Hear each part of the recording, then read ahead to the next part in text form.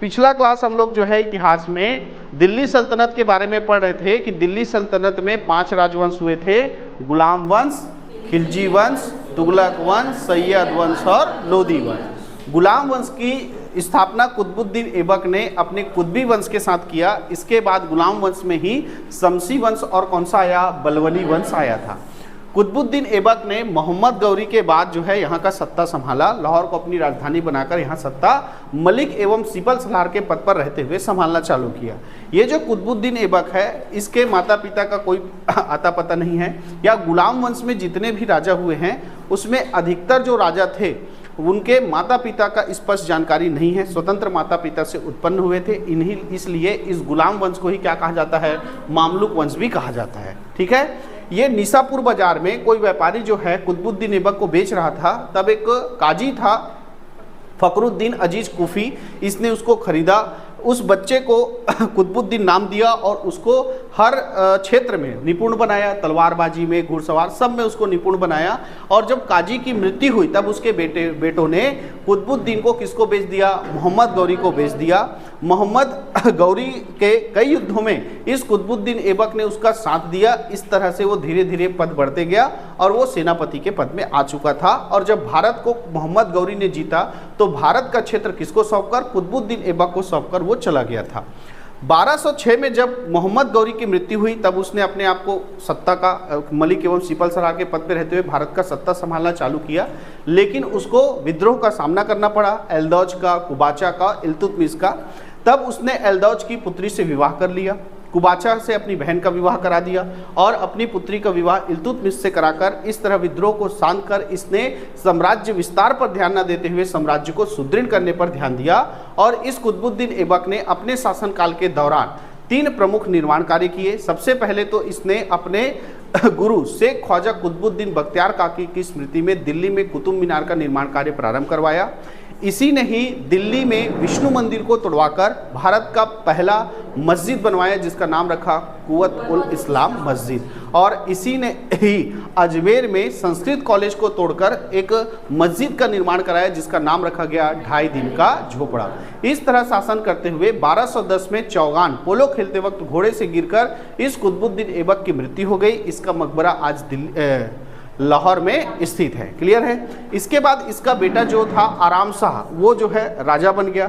लेकिन दिल्ली के अमीर लोगों ने किसको आमंत्रित किया, दिल्ली के लोगों ने इल्तुतमिश को आमंत्रित किया कि आप सत्ता संभालो।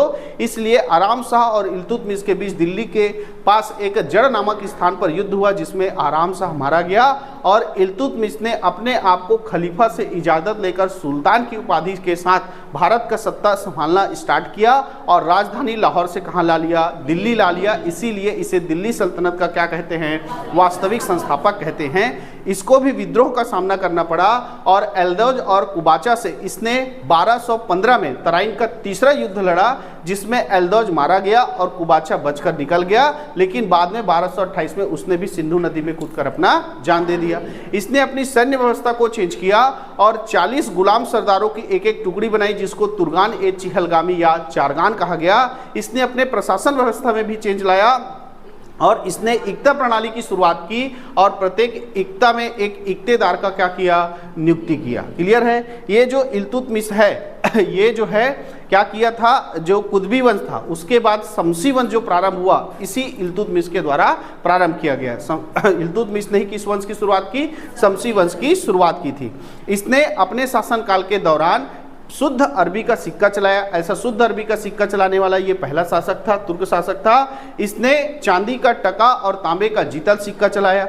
यह अच्छा खासा शासन चला रहा था कि इसी समय 1220-21 में चंगेज खां के डर से भाग कर आ रहा था कौन, जलाउद्दीन मांगबरनी सिंधु नदी तक पहुंच गया था। उसने इल्तुतमिश से सहायता मांगी लेकिन इल्तुतमिश ने चंगेज खां के आक्रमण के डर से जलाउद्दीन मांगबरनी की सहायता करने से क्या कर दिया, मना कर दिया। इस तरह शांतिपूर्वक शासन व्यवस्था चला रहा था। तब 1229 के आसपास जो मुसलमानों का प्रमुख होता है खलीफा, उसने इल्तुतमिश को खिलत प्रमाण पत्र से क्या किया, सम्मानित किया।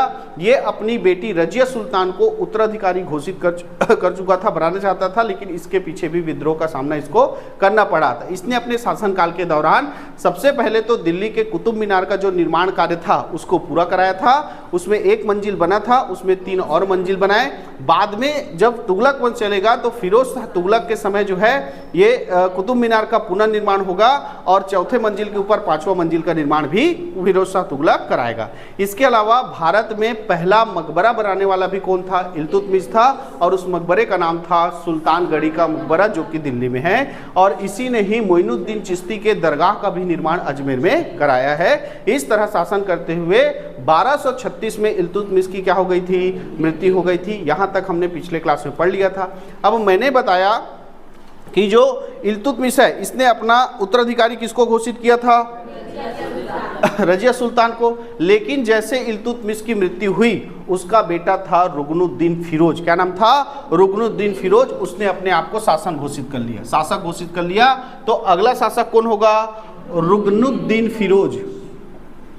रुकनुद्दीन फिरोज ये शासक बन गया 1236 में। ज़्यादा दिन तक नहीं रहेगा, कुछ ही महीने तक ये शासक रहेगा। अब ये शासक बन गया है ना, पिता मर गया, तो पिता के मरने के बाद रुकनुद्दीन फिरोज ने खुद को अपना शासक घोषित कर लिया अपने आप को। लेकिन उत्तराधिकारी घोषित कौन हुआ था, रजिया सुल्तान, है ना। तो कुछ लोग नहीं चाहते थे कि रजिया सुल्तान क्या बने, शासिका बने, इसीलिए उन्होंने समर्थन किया रुकनुद्दीन फिरोज का, और रुकनुद्दीन फिरोज ने अपने आप को शासक घोषित कर लिया 1236 में। लेकिन ये व्यक्ति जो था ये पूरा विलासी है, प्रवृत्ति का था, रोज मस्त डूबा रहता था शराब के नशे में। ऐसा व्यक्ति था कौन, रुकनुद्दीन फिरोज। इसीलिए इसको विलासी प्रेमी जीव कहा गया। इसको क्या कहा गया, विलासी प्रेमी जीव।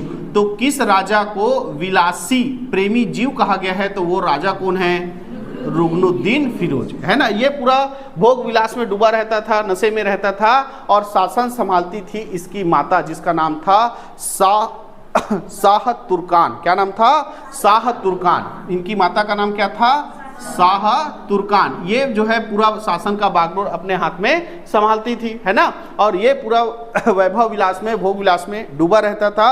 ऐसा अयोग्य शासक था कौन, रुकनुद्दीन फिरोज। अब जो लोग रजिया सुल्तान को चाहते थे कि वो क्या बने, शासिका बने, उन लोगों के कहने पर रजिया सुल्तान ने अपने भाई किसको मार दिया, रुकनुद्दीन फिरोज को मार दिया। और 1236 में हमको भारत का मिला पहली महिला शासिका। तो इस तरह अब कौन शासिका बन गई, रजिया सुल्तान। रजिया सुल्तान 1236 में ये अपने भाई को मारकर भारत की शासिका बनी, और यही रजिया सुल्तान है भारत की पहली महिला शासिका। ठीक है। उस समय देखो ये तो मुस्लिम सत्ता चल रहे हैं, और मुस्लिम प्रथा में मुसलमान महिलाएं जो है वो कैसे रहती है, पर्दा प्रथा चलता था, है ना, पर्दा में रहती थी। लेकिन ये रजिया सुल्तान जब दरबार में आती थी तो पुरुषों की भांति, है ना, पुरुषों की भांति कोट पहन के आती थी। तो उस समय कोट नहीं बोलते, उस समय उसको बोलते थे चोगा। उस समय क्या बोलते थे, चोगा बोलते थे, है ना। और टोपी पहन के आती थी, है ना, अभी वाला नहीं, वो पुराने जमाने राजा महाराजा पहनते थे ना, वैसा वाला टोपी पहन के आती थी, जिसको बोलते थे गुलाह। कुलाह क्या बोलते थे, कुलाह बोलते थे। तो इस तरह दरबार में ये चोगा और गुलाह पहन के आती थी, यानी कोट और टोपी पहन के आती थी, कैसे, पुरुषों की भांति। और अधिकतर ये कौन सा वस्त्र धारण करती थी, लाल वस्त्र धारण करके दरबार में आती थी, है ना। ऐसा ये भारत की हमको क्या मिल गई, पहली महिला शासिका। अब शासन संभाल रही है। लेकिन मैंने बताया ना कि जब से इसको उत्तराधिकारी घोषित किया गया था, तब से क्या कर चल रहा था, विरोध चल रहा था कि हम महिला को अपने शासन नहीं संभालने देंगे ऐसे करके। तो सबसे पहले इसका विरोध किया लाहौर के गवर्नर, जिसका नाम था कबीर खां।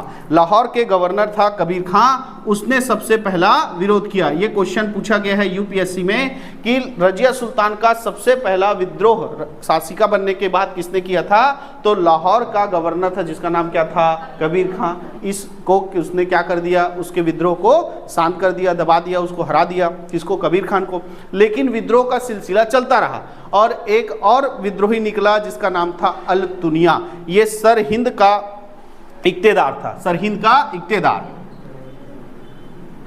सरहिंद का इक्तेदार जिसका नाम क्या था, अल-तुनिया, इसने भी विरोध किया किसका, रजिया सुल्तान का। रजिया सुल्तान का विरोध किया अल-तुनिया का कि हमको महिला शासिका नहीं चाहिए। अब ये रजिया सुल्तान के ऊपर क्या कर दिया, आक्रमण कर दिया। अब रजिया सुल्तान और किसका आक्रमण हो रहा है, अल-तुनिया का, दोनों का युद्ध हो रहा है। हार गई कौन, रजिया सुल्तान, है नहीं, छोड़ दे मुला, तब छोड़ू एक शर्त पर, जब ते मुला पकड़वे। यानी अल-तुनिया क्या बोला कि रजिया सुल्तान मैं तेरे को तभी छोड़ूंगी जब मेरे से क्या करोगी, शादी विवाह करोगी। तो इस तरह से हारने के बाद रजिया सुल्तान और किसका शादी हो गया, अल-तुनिया का शादी हो गया, है ना, है ना। ये घटना थी 1240 की।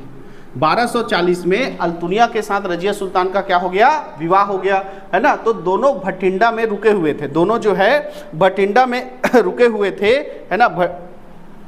भटिंडा के पास एक जगह है जिसका नाम है कैथल, क्या नाम है, कैथल, है ना। कैथल में रुके हुए थे, तो वहीं पर कुछ अज्ञात लोगों ने इन दोनों के ऊपर आक्रमण कर दिया।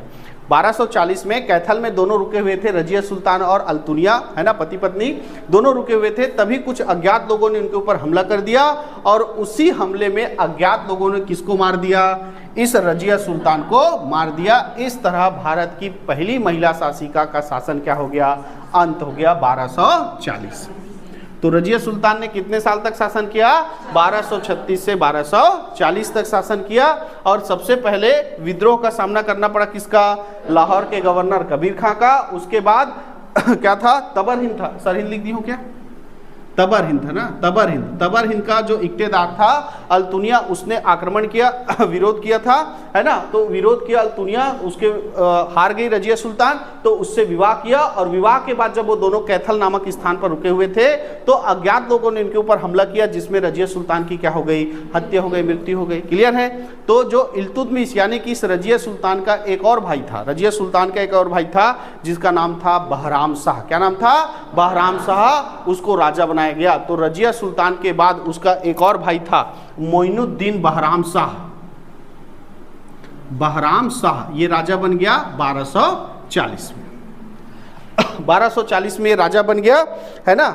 अब देखो 1240 में राजा बन गया, तो सबसे पहले जो अधिकारी मंत्री लोग थे ना, उसने कहा राजा के पावर को कम करना पड़ेगा। क्यों कम करना पड़ेगा, इल्तुतमिश क्या था, राजा था, अपना मनमर्जी चलाया, सबके ना चाहते हुए भी अपनी बेटी को क्या किया, उत्तराधिकारी घोषित किया। इसलिए राजा के पावर को क्या करना पड़ेगा, कम करना पड़ेगा। तो राजा के पावर को कम करने के लिए इन्होंने एक पद बनाया जिसका नाम रखा नाइब। राजा के समान ही पावर होगा। जैसे हमारे यहाँ देखो ना, भारत में पूरा पावरफुल या पूरा काम किसके नाम पे होता है, लेकिन करता कौन है, बस वही चीज राम कौन रहेगा, पूरा काम किसके नाम पे होगा, राजा के नाम से, बहराम शाह, लेकिन करेगा कौन, नाइब। ऐसा एक नया पद का निर्माण किया गया, है ना, नाइब का पद, जिसे नाइब ए मुमलिकात कहा गया। पूरा नाम क्या रखा गया, नाइब ए मुमलिकात। शॉर्टकट में अपन लोग क्या पढ़ेंगे, नाइब। तो एक नए पद का सृजन किया गया जिसका नाम क्या था, नाइब। राजा का पूरा अधिकार होता था इसको, राजा की पूरी शक्ति का अधिकार होता था किसको, नाइब को। और पहला व्यक्ति जो नाइब के पद पर आया उसका नाम था एतगिन। क्या नाम था, एतगिन। तो पहला व्यक्ति जो दिल्ली सल्तनत काल में नाइब बना उसका नाम क्या था, बोलेगा एतगिन। ये पहला व्यक्ति था जो नाइब बना, यानी राजा के समान इसको क्या मिल गया, शक्ति मिल गया। तो नाइब के पद का निर्माण किस शासक के समय हुआ था, बहराम शाह के समय हुआ था, है ना। ये क्वेश्चन आता है, बहराम शाह के समय जो है नाइब के पद का सृजन किया गया था, है ना। और पहला व्यक्ति जो नाइब बना था उसका नाम क्या था, एतगिन। और इसी बहराम शाह के समय भारत में पहली बार मंगोल आक्रमण हुआ।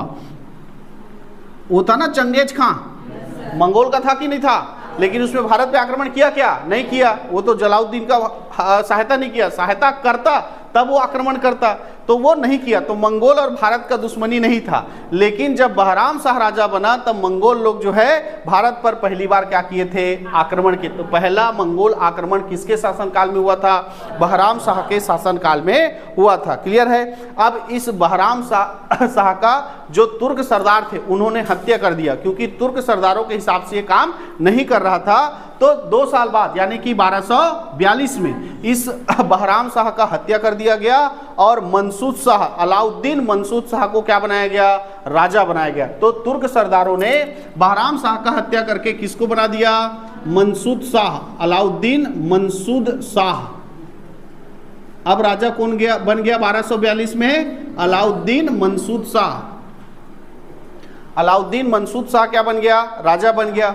और इसी अलाउद्दीन मंसूर शाह के समय, इल्तुतमिश के समय जो गुलाम था, इल्तुतमिश ने जिसको खरीदा था, गयासुद्दीन बलवन, है ना, उसको मिल गया कौन सा पद, आमिर ए हाजिब का पद। कौन सा मिल गया, आमिर ए हाजिब का पद, आमिर ए हाजिब का पद मिल गया। और यहां से वो अपना पावर बढ़ाना चालू किया, गयासुद्दीन बलवन। इसीलिए इस मंसूर शाह के काल को बलवन के उदय का काल कहते हैं, बलवन के उदय का काल। बलवन का पावर जो है वो सत्ता में आने लगा, वो अपना पावर जो है दिखाने लगा।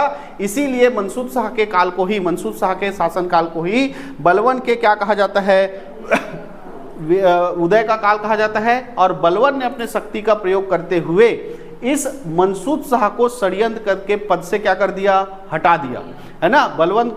बलवन ने षड्यंत्र किया और राजा को उसके पद से हटा दिया और अपना एक एकदम शरीफ आदमी जो किसके हिसाब से काम करे, बलवन के हिसाब से काम करे, ऐसे व्यक्ति को उसने राजा बना दिया और उसका नाम था नासरुद्दीन महमूद। क्या नाम था, नासरुद्दीन महमूद। तो अब राजा कौन बन गया, 1246 तक राजा रहेगा क्या, 1246। अब 1246 से राजा बन गया कौन, नासरुद्दीन महमूद।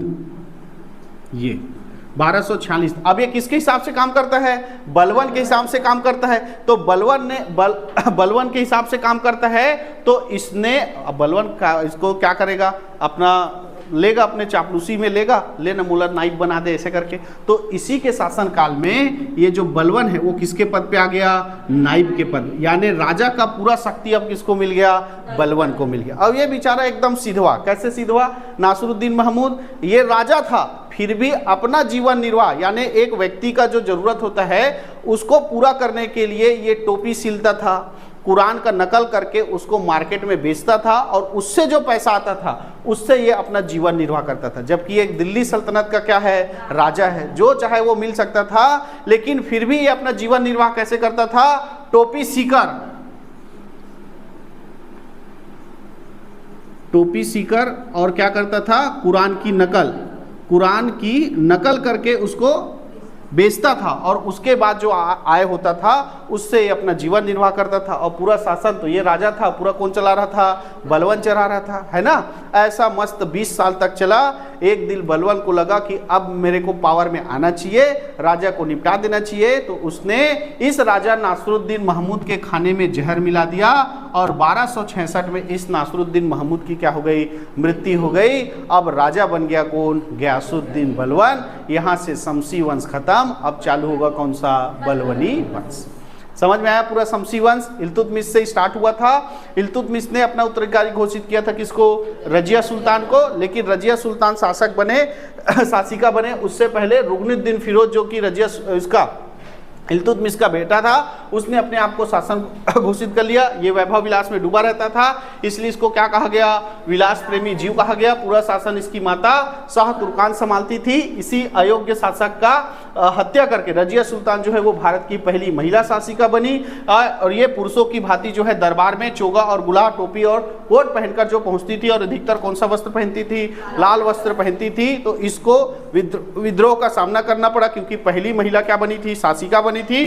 तो पहला विद्रोह जो है लाहौर के गवर्नर ने किया था जिसका नाम क्या था, कबीर खान। उसके बाद तबर हिंद का जो इख्तियार था अल्तुनिया, उसने भी विद्रोह किया और इस विद्रोह में रजिया सुल्तान क्या हो गई, पराजित हो गई, है ना, हार गई। तो अल्तुनिया के साथ रजिया सुल्तान का क्या हो गया, विवाह हो गया। ये घटना 1240 की है और ये दोनों कैथल में विश्राम कर रहे थे, तभी अज्ञात लोगों ने उनके ऊपर हमला किया जिसमें रजिया सुल्तान की क्या हो गई, मृत्यु हो गई। उसके बाद जो बहराम शाह था, इल्तुतमिश का ही बेटा था, इसको राजा बना दिया गया और इसी के समय जो है एक नए पद का सृजन किया गया जिसका नाम रखा गया नाइब ए मुमलिकात, जिसको शॉर्टकट में क्या कहा गया, नाइब कहा गया। इसको राजा के समान शक्ति प्राप्त थी और इस पद पर पहला व्यक्ति जो आसीत हुआ उसका नाम क्या था, एतगिन। क्या नाम था, एतगिन। और इसी बहराम शाह के समय पहला मंगोल आक्रमण हुआ।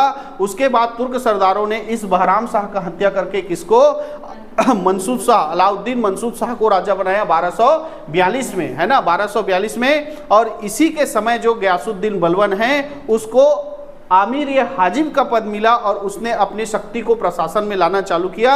इसीलिए इस राजा के काल को ही गयासुद्दीन बलवन के उदय का काल कहा जाता है। और इसने षड्यंत्र करके, बलवन ने षड्यंत्र करके इस राजा अलाउद्दीन मंसूर शाह को राजा के पद से हटाकर नासरुद्दीन महमूद को 1246 में क्या बना दिया, राजा बना दिया। और इसी नासरुद्दीन महमूद के समय गयासुद्दीन बलवन किस पद पर आ गया, नाइब के पद पे आ गया और पूरा शासन यही बलवन संभालता था, क्योंकि ये नासरुद्दीन महमूद जो है वो टोपी सीकर और कुरान की नकल करके अपना क्या करता था, जीवन निर्वाह करता था। इसीलिए इस नासरुद्दीन महमूद को क्या कहा गया है, दिल्ली सल्तनत का संत शासक कहा गया है। क्या कहा गया है, संत शासक कहा गया है। और 1266 में गयासुद्दीन बलवन ने इसको खाने में जहर देकर मार दिया और अब दिल्ली सल्तनत का राजा हो जाएगा कौन, गयासुद्दीन बलवन। एक गयासुद्दीन बलवन जो है ये इल्तुतमिश का खरीदा हुआ गुलाम था। गयासुद्दीन बलवन जो है किसका गुलाम था, इल्तुतमिश का खरीदा हुआ गुलाम था, जो धीरे धीरे अपने हुनर और अपने चालाकी से पद को बढ़ाते गया, है ना। ये रजिया सुल्तान के समय आमिर ए शिकार के पद पे था। रजिया सुल्तान के समय किस पे था, आमिर ए शिकार के पद पे था। बहराम शाह के समय ये आमिर ए आखुर के पद पे था, है ना। उसके बाद मंसूर शाह के समय आमिर ए हाजिब के पद पे था और फिर प्रमोशन पाया और नाइब के पद पे आ गया था नासरुद्दीन महमूद के समय। और नाइब के पद पे आया मतलब राजा का फुल पावर मिला, राजा को ही निपटा दिया और खुद क्या बन गया, राजा, है नहीं। सीखो इससे, है, सीखो इससे। इतना मेहनत किया, गुलाम से सीधा क्या बना है, राजा बना है। और तुम लोग मेहनत करने डरते हो तो हत्या नहीं करना है भैया, पढ़ाई करना है ना। और जहां आप लोग हो, है ना, उससे ऊपर उठकर हमको एक अच्छा पद लेना है, ठीक है। तो इसके मेहनत को देखो, हत्या को मत देखो। उस समय हत्या आम बात थी जी, कोई पुलिस केस नहीं होता था। अब भाई राजा कोई निपटा खुद राजा बन गया, वही सर्वोच्च है, अब कौन सजा देगा, ऐसा वाला था, ठीक है। तो ये अपने मेहनत से, चालाकी से राजा बन गया कौन, गयासुद्दीन बलवन 1266 में। ये जो सब थे कौन से थे, तुर्क थे। ये सब कौन से थे, तुर्की लोग थे जो राज कर रहे हैं यहाँ पर। लेकिन इस गयासुद्दीन बलवन को जो फारस के राजा थे उनका प्रशासन, उनका दरबार भारी पसंद था। तो जब ये राजा बना तो इसने पूरा अपने राजमहल को किसकी तरह से सजाया, जैसे फारस के राजा लोग सजाते थे वैसा पूरा फारसी राजाओं के तरह से अपने दरबार को इसने क्या किया, सजाया। इसने अपने बेटों का भी नाम फारसी राजाओं के नाम पे रखा। ऐसा पहला इसने चेंज किया अपने प्रशासन के दौरान। जब ये राजा बना तो इसने अपना प्रशासन पूरा किसके तर्ज पे रखा, फारसी राजाओं के तरफ पे रखा था, ठीक। इल्तुतमिश ने एक नया प्रचलन चलाया था अपने सेना में। क्या बनाया था, तुर्गान ए चिहलगामी, है ना, जिसमें 40-40 गुलाम सरदारों की टुकड़ी होती थी, उसको इसने बंद किया। तो चारगान या चारगान को प्रारंभ करने वाला राजा पूछेगा तो कौन आएगा, इल्तुतमिश, और बंद करने वाला राजा पूछेगा तो कौन आएगा, गयासुद्दीन बलवन, है ना। गयासुद्दीन बलवन ने तुर्गान ए चिहलगामी को क्या कर दिया, भंग कर दिया और इसने अलग से सैन्य विभाग बनाया। सीधा सेना का अलग से क्या बना दिया, विभाग बना दिया। तो सैन्य विभाग का निर्माण करने वाला राजा कौन था, बलवन, गयासुद्दीन बलवन। और उस सैन्य विभाग का नाम दिया गया था दीवान ए आरिज, दीवान ए आरिज। तो दीवान ए आरिज जो कि कौन सा विभाग होता था, सैन्य विभाग, है ना। तो सेना के लिए इल्तुतमिश ने बनाया था क्या, चारगान। तो चारगान को उसने क्या कर दिया, बंद कर दिया। तो सेना के लिए नया बनाना पड़ेगा, तो उसने सीधा सेना के लिए अलग से विभाग बना दिया जिसका नाम क्या रखा, दीवान ए आरिज। और इसको ही किसने लाया, गयासुद्दीन बलवन ने। अब इन सेनाओं को पेमेंट भी देना था तो राजस्व से जाता था, तो इसने अलग से क्या बना दिया, वित्त विभाग बना दिया। अलग से क्या बना दिया, वित्त विभाग बना दिया, जिसे कहा गया दीवान ए विराजत। विराजत। ये कौन सा विभाग था? वित्त विभाग। तो ये दोनों विभाग का निर्माण करने वाला राजा कौन था? गयासुद्दीन बलवन। सैन्य विभाग और विजारत है क्या? विजारत, ठीक है। तो दीवान ए विजारत इसका निर्माण किया, जिसको वित्त विभाग कहा गया, और दीवान ए आरिफ जिसको सैन्य विभाग कहा गया, इसका भी निर्माण किसने किया? गयासुद्दीन बलवन। अब गयासुद्दीन बलवन ये गुलाम से क्या बना था? राजा बना था। तो इसको लगता था कि मेरा क्या हो सकता है? विद्रोह हो सकता है, मेरे खिलाफ विद्रोह हो सकता था। तो उसको पता लगाने के लिए इसने जासूस रखना चालू किया। इसने क्या रखना चालू किया? जासूस, जिसको हिंदी में क्या कहेंगे? गुप्तचर। क्या रखना चालू किया? गुप्तचर। तो गुप्तचरों के लिए भी इसने विभाग बनाया, और जो गुप्तचर होते थे उनको कहा जाता था बरीद। क्या कहा जाता था? बरीद। तो गुप्तचर रखना, बरीद रखना, इसकी भी शुरुआत करने वाला कौन था? गयासुद्दीन बलवन। और गयासुद्दीन बलवन ने ही लौ रक्त की नीति चालू की थी कि जो हम क्या करेगा? जो हम पे हमला करे, ईंट का जवाब किससे देना है? पत्थर से। ऐसा लौह रक्त की नीति चालू करने वाला राजा कौन था? यही गयासुद्दीन बलवन। लौह रक्त की नीति चालू करने वाला कौन था? गयासुद्दीन बलवन। इसने दो प्रथा चालू किया जो मुस्लिम समाज में आज भी चलता है, पाबोस और सिजदा। पाबोस और सिजदा। पाबोस और सिजदा। जब भी कोई राजा से मिलता था, है ना, जब भी कोई राजा से मिलेगा तो राजा को झुककर उसके पांव को चूमा जाता था, उसको बोलते थे पाबोस। उसको क्या बोलते थे? पाबोस। क्लियर है ना? तो ये होता था पाबोस। और सिजदा क्या होता था कि जब सम्राट के सामने जाओगे तो घुटने पर बैठकर, है ना, घुटने पर बैठकर सम्राट के सामने अपने सिर को झुकाना, ये क्या कहलाता था? सिजदा। ठीक है। तो पाबोस और सिजदा प्रथा का शुरुआत भी करने वाला कौन था? गयासुद्दीन बलवन। अच्छा, इसने एक और क्या बताया था? लौह रक्त की नीति। लौह व रक्त नीति भी शुरुआत किसने किया था? गयासुद्दीन बलवन। पाबोस और सिजदा प्रथा का भी शुरुआत किसने किया था? हाँ, इसने एक त्यौहार चालू किया था जिसका नाम था नौरोज त्यौहार, है ना। नौरोज त्यौहार मनाना कब चालू किया था? किसने चालू किया था? गयासुद्दीन बलवन। तो ऐसा राजा था गयासुद्दीन बलवन जिसने दिल्ली सल्तनत के पूरा प्रशासन में क्या किया? बदलाव किया। इसने 1266 में सत्ता संभालते ही सबसे पहले क्या किया? चरगान को बंद कर दिया। ठीक है ना। दूसरा, इसने सैन्य विभाग बनाया, वित्त विभाग बनाया, गुप्त विभाग बनाया, और गुप्तचर क्या कहलाए? बरीद कहलाए। इसने लौ रक्त की नीति चालू की, पाबोस एवं सिजदा प्रथा चालू किया, और इसी ने ही एक त्यौहार चालू किया जिसका नाम क्या रखा गया? नौरोज त्यौहार रखा गया। क्लियर है। ये इसके समय जो है राजा है ये सर्वोच्च होता था। राजा को किसका प्रतिनिधित्व माना जाता था? ईश्वर का प्रतिनिधित्व माना जाता था, कि राजा डायरेक्ट ईश्वर के बाद है, ऐसा करके माना जाता था। और ये अपने आप स्वयं को जिल्ले इलाही कहलाता था। क्या कहलवाता था? जिल्ले इलाही कहलाता था। कौन? गयासुद्दीन बलवन। और इसी ने ही दिल्ली के किले पर, है ना, दिल्ली में लाल महल का क्या किया है? निर्माण किया है ना। ये भी क्वेश्चन आता है, लाल महल का निर्माण किसने कराया है? तो लाल महल का निर्माण कराने वाला राजा कौन है? गयासुद्दीन बलवन। ऐसा मस्त शासन कर रहा था 1286 तक, 20 साल। 1286 में इसका बड़ा बेटा था महमूद। बड़ा बेटा का नाम क्या था? महमूद। वो एक युद्ध में मारा गया। बड़ा बेटा कौन? 1286 में इसका बड़ा बेटा महमूद युद्ध में क्या हो गया?